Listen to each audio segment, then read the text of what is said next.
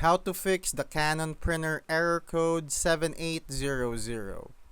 I'm going to tell you how to fix Canon printer error code 7800, which usually happens after replacing ink cartridges or when ink runs out.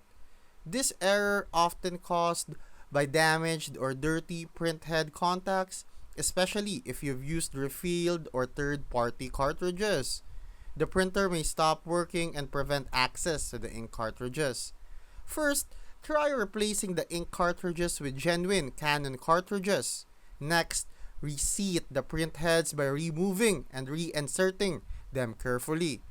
Check your printer manual for proper instructions. Make sure there are no foreign objects inside the printer, especially in the paper output slot or rear side. If the error persists, try power cycling the printer. Unplug it, wait a few minutes, then plug it back in and restart.